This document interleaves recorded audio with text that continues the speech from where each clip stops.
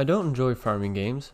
I never finished an Animal Crossing growing up. I played Stardew Valley for a couple of days, but never felt the urge to keep playing after the initial 8 hours, and never found other titles that piqued my interest. This is why I was really surprised with Slime Rancher. It's the first farming sim game that I found myself wanting to go back to. I want to explore more of the world. I want to expand my farm. I want to min-max its efficiency.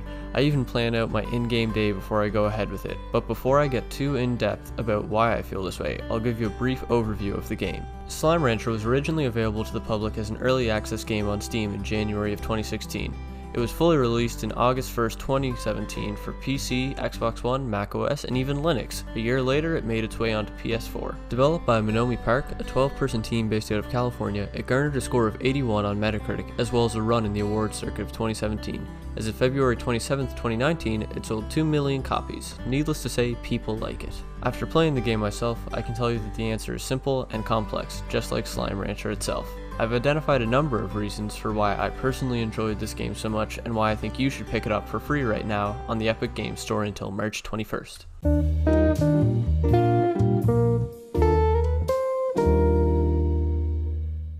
You own the Far Far Ranch, where you must venture into the surrounding wilds to collect slimes and food for said slimes. When a slime is eaten, they produce a plort, which you can harvest and sell in the marketplace to get money. This money is used to then expand your ranch to house more slimes and resources. The first takeaway I had from Slime Rancher was that it felt wild. It broke my expectations with regards to what the slimes could do, and just how much character they could show, which you wouldn't initially expect from just a round blob, but thanks to this, they feel like something you genuinely want to collect. They convey that they don't pose a threat, but in reality they do, like a recent puppy that doesn't know how big it's gotten. This is all thanks to the great animation that fills them with personality. My personal favorite is the Boom Slime, because, how could you just not like this guy?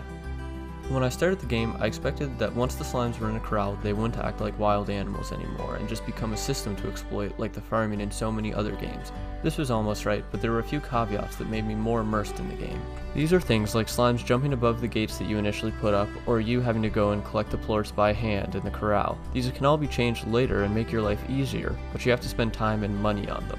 Just briefly as well, the fact that the market fluctuates and adjusts to what you input like a real marketplace is a great detail. This could have so easily been a flat value that doesn't change at all, and the game would not have lost anything major. But this is emblematic of what this game excels at, the small details that make you realize how much love and attention this project got along its development. This is present nowhere more than the core gameplay loop of Slime Rancher. You can divide it into two parts, farming and adventuring, but this is deceptively simple because you can subdivide it even more.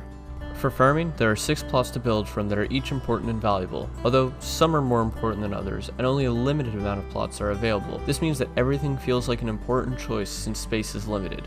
Each of these plots can be upgraded to improve their functionality. This makes it so you are constantly juggling where to spend your money. Should it be on getting all of the plots, or should you focus on building up 1 or 2? This, paired with other important things to spend your money on, leads to making decisions that feel impactful.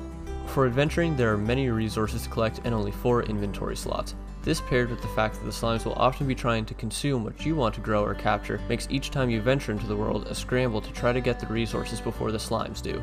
Venturing into the wilds also showcases the great movement system here. The way that you can move around the map and the abilities you receive are very similar to an old arena shooter a la Quake or Unreal. There is sprinting, jumping, clambering, and even a jetpack. It feels delightful to move around, and I would only improve one thing. It would be to include a dash jump. When you jump in the air from a sprint, you are slowed down to the walking speed. I would have changed this so that you keep your momentum. This is extremely minor though. Something I didn't notice about Slime Rancher until I was talking to a friend of mine about it was that there was a story. I'd not been paying attention to the mail that I was getting because I wasn't concerned with the reason I was there, just that I was. But she said she really enjoyed the story, and that got me thinking. Slime Rancher is the game you want it to be. It lets players choose and set the pace. I mentioned earlier that my choices felt meaningful, and that is true because of how open this game is, that my experience with the game is vastly different from what someone else's might be because of the choices we made. This shows from the very beginning of the game. The Slimesopedia that grows as you explore will tell you almost everything you need to know about the Far Far range. It can tell you the dangers slimes pose or what their favorite food is, but this is completely optional.